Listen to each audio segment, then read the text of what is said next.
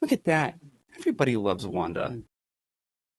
It smells good. What'd you get? Tasty, tasty. Fergie once said, Central Park.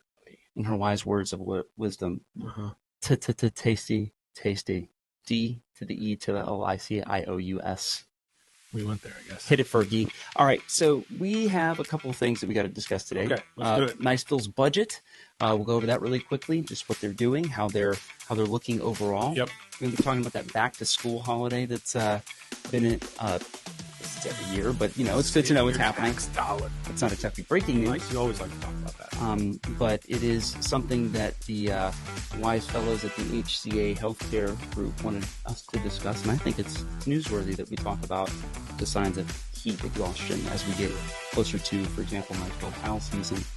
And the comment section is a new piece of our show here. I'm already liking the comment section. We're going to talk about Facebook posts that we see and respond to them, and other places that we find these comments. This man loves the comments. He lives for the comment section, and that is why we're adding it to this show.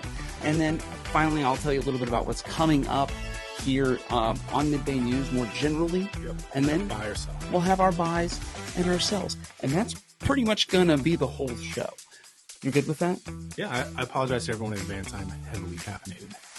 That as God intended for people that host YouTube shows. Anyway, let's get to the first things first. Niceville's budget. The city council had another budget hearing. They'll have another one on August the 8th for everybody that wants to be a part of that. Okay. Long and the short of it is that they're taking more money out of reserves to pay for stuff, and not necessarily just reserves, but they're also taking money from what are called enterprise funds. So those are funds that we spend money on. So trash, bulk waste, water and sewer. They're taking the quote unquote profits. Governments don't really have profits, and they're using them to cover up the shortages on our stuff like PD and fire and stuff like that. So big number. I remember hearing $500,000 from the city council at their budget hearing. But the idea is that they're going to try and get it even more under control. So the year before we pulled $2.3 million. Now we're at $500,000. So slowly but surely we're getting to the self-sustaining. Yeah. I mean, I think this is fairly common, and honestly, like, I was super glad to hear that they weren't going to, or they're not planning to raise the millage rate and those type of things. So if we pulling less from reserves, that means we're headed in the right direction. That means we've made some tough decisions already, and that we have a tough bunch of decisions to make to get the budget into balance. But I think they are pretty much ready to do make those decisions. And I would say I buried the lead. They're not going to raise your property tax rate, which That's is the important part, the part that I said. Yes, that's what he said. I buried the lead like a fool. Yeah. But they won't be doing that. And while we will still see property taxes go up because the average valuation continues to go up, the property value, and that's something that we're going to talk about in a story that I'm doing with our mutual friends Steve Schutt and Cindy Zimmerman about property taxes aren't going up, but the money that we got from the refinancing that people did 2020, 2021 is kind of coming home to roost right now in terms of it really rapidly escalating property values. But what can you do? Nobody is sad about rising property values. And if you are, you didn't own any property. That's why you're sad. That is fair. Yeah. Although the taxes make me feel sad on the inside. Going next to Governor DeSantis' announcement of the school back to school tax holiday that we're experiencing until August the 11th. Yep. Buy your school supplies. That includes computers. Get it done. Get it done now. Don't spend money on taxes. It is a nice benefit that we have in the state to have these tax rates. School's about to start is the scariest part. Other scariest part of thing for me is the fact that it is continued, despite my lamentations, to be hot outside. Yes, it's hot. It hasn't been that bad the last couple of days. That's because of the rain, though. Yeah. That's just HCA has wanted us to warn you, and I think it's worth noting. HCA, the hospital people. The hospital people have noted that it is hot and that we should continue to drink lots of water and know what the signs for heat stroke are. So, what do they say about coffee? Coffee is part water. Oh, that counts. Partly. Okay. But just pay attention to your body. That's not news. That's more advice. But I do what I can. Anyway, if you want to hear more about these stories or anything else that's going on, midbaynews.com, put it down there in the bar so that you know where to go to get more information. Anyway, big topic. Let's talk about the big topic. The big topic this week is another what if. Something that I've really enjoyed lately is kind of our what ifs. Yeah. What if we merged all the local fire departments into one fire control district? The idea being that we would be able to share resources even quicker than we do now, and the unit would be able to tax for itself, collect for itself, and people would have a more minute ability to decide what they want to pay in tax for fire coverage. Didn't Niceville and Valpo already do this? So this is really, really complicated. The city of Valparaiso, in one fell swoop in a meeting, fired their fire chief, who was a volunteer, kind of a mixed hybrid unit of full-time professional firefighters and volunteer firefighters. Okay. At the same time, they didn't fully merge it into the city of Niceville. What they did is what I call the Ferdinand and Isabella merger. Okay. So 1492, when Columbus sailed the ocean blue, the king of Aragon and the queen of Castile, Ferdinand and Isabella, married each other. Mm-hmm. And they basically brought a union of their two kingdoms. It's called a personal union. I know I'm getting into 17th century history over here. People are falling asleep. All right. Point is that there is one fire chief for two fire departments. Valparaiso Fire Department's chief is technically Tommy Mayville, and the Niceville Fire Chief is technically Tommy Mayville. And what that means is that when he retires, technically they can go back to two fire chiefs if they want. A fire control district is a lot more formal. It has everybody under one umbrella. They have their own fire chief. They have a fire board that's elected, kind of like North Bay and East Niceville do right now. Sure. And they live and die by that tax base that they put out there. The idea, of course, they share resources, and the city doesn't have to deal with things like fire unions. So I think if we were in the fire department, we would probably hate this idea because it's change. It's like significant change. It is significant change, which is hated by almost everybody I know. The benefits, though, would be technically you would have a chance to really get those you call those economies of scale. Thank you. What? I cannot remember that for my life. 100 times out of 100. You would get economies of scale. You get economies of scale. Yeah. You would get a faster response because they're all kind of plugged into the same group. They know exactly where to go. You wouldn't have these overlapping jurisdictions. The one that really just like grinds my gears is the East Niceville one that covers like Rocky Bayou Estates, but also in the peninsula, and everything in between it is the city of Niceville. And it doesn't make sense because technically that fire station is closer to where we sit right now than the actual city fire station. Sure. I think it's a mess, and I would like to see it cleaned up and moved into a district, or at least be merged into one large, maybe the city of Niceville takes it over. Yeah. I don't know. But that way, that's an open invitation. I mean, I think that would be interesting. I mean, maybe there is some nuance there where we think that this is a great idea, but maybe there's some really good be a bad idea. And we just don't know because we're not fire experts. Stay tuned. We will get onto that. So that is our big topic for today. Time to go to Facebook. Time to go to Facebook. What people have said. Let's see what that perennial hellscape has for us today. Are we going to read people's names? I'm just going to say Joe. Okay. So, for example, that's probably good. Joe commented on one of our stories about Deer Moss Creek. Who got paid for the connector road entrance to Deer Moss? Seems fishy to me. The only people who got paid were the people who built it.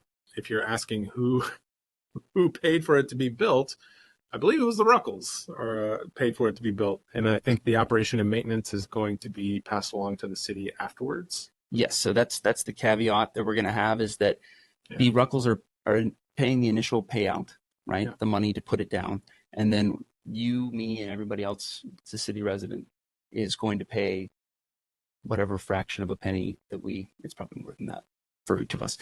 Not the point. Point is that we will be paying for maintenance on that once they turn it over to the city. Part of growth. Okay. I mean, yeah, you want new housing and more supply, then there's going to have to be some trade-offs. Well, I think my strong towns mind says we should just build all the houses on top of each other and pay for less roads and water and sewer.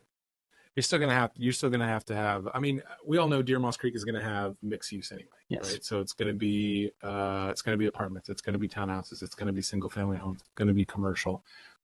So we're all gonna leverage that and benefit from it.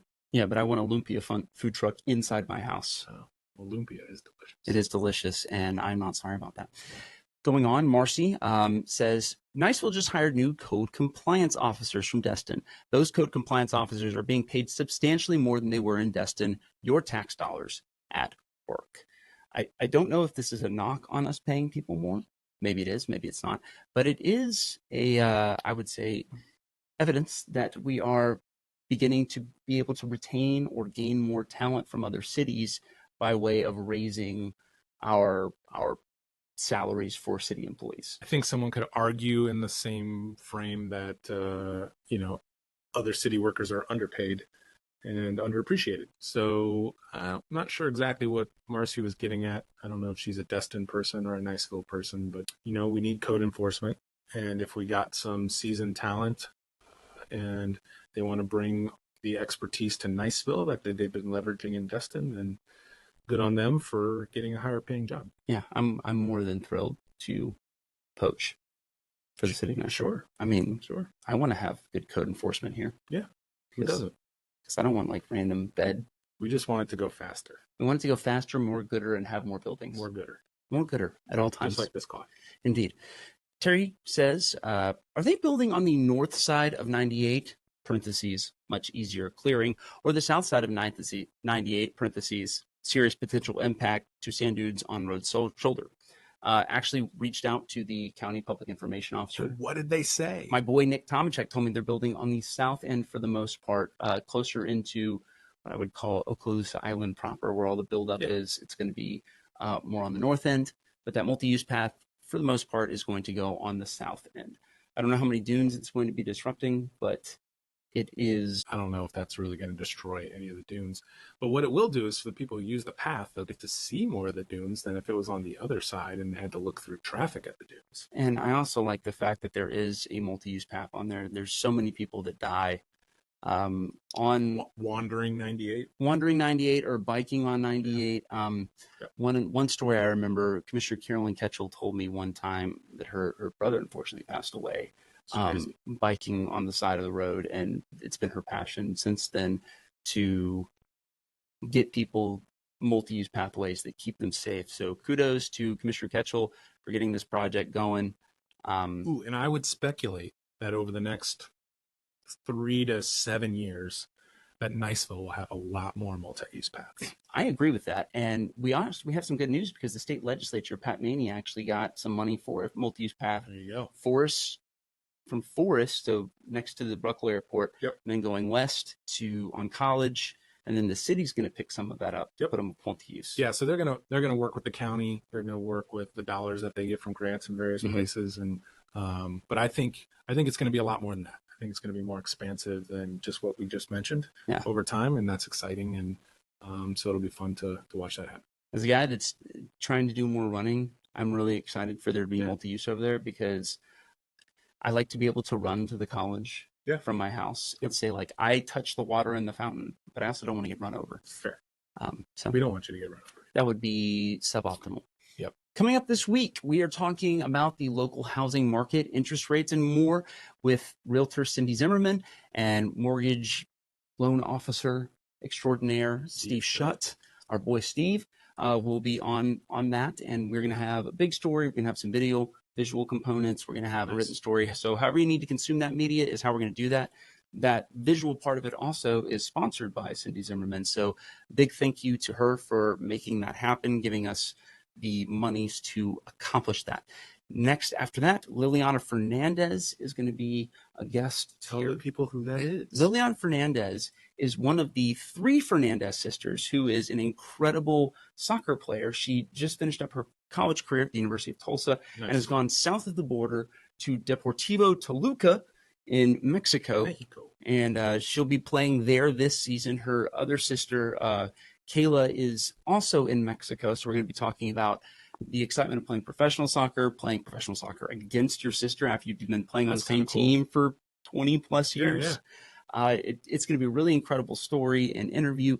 I'm really excited about it. She was an award winner at the All Sports Banquet earlier this year, so we got to catch up then. This will be another follow-up, so really excited about Did you that. say there's a third sister? There is a third. She is still in college at Tulsa, and I don't know which team has dibs on her. I'm hoping that they all three get to 3 different teams, because if it's a 2-on-1 situation, that feels like maybe you should interview the parents, because it seems like they did something right. so. I have interviewed parents, and they were both youth coaches. Their mom and dad, I believe, still coach the girls' high school team now. So a lot going on there in soccer in the family. Just kind of a great local story. I mean, how many professionals we have? Wanye Thomas, the 3 Fernandez, so 2 of the 3 Fernandez sisters. Wanye's brother is going to be there. Oh, Azariah is going to be, yeah, he'll be in the league. Go Noles. And I believe, there's one more. Who status? Yeah. So out of a town of 16,000 people, we've not too shabby. We've made 4 professional athletes in the last that are actively playing. That's not bad. Yeah, it's pretty good. Next up, we have Military Affairs Committee meeting. Those are always interesting, just for the background information we get. I believe we're getting a speaker from the Army this time around, so I'll let you guys know if there's anything that comes from that. And now, my friend, it's time for buy and sell. Buy, sell, throw, buy. Do I go first, or do you go first? I think you should go first. Okay, I'll go first. I'm pretty certain you went first last time, but that's okay. That's okay. It's not a competition. It's not. I'm winning, though. Okay. Buying. What are you buying?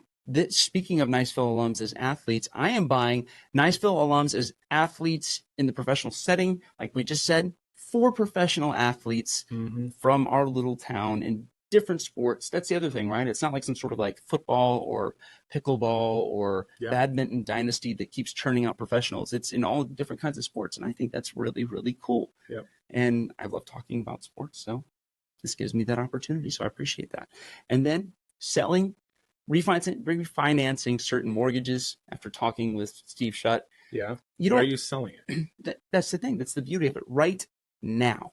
Refinancing right now stinks. Yes. Yeah. But there's been a dip in those interest rates. Yeah. And I think there might be more coming later in the year, and sort of the prevailing idea, not to bury Steve's lead for next week or whatever. Why you do this to me?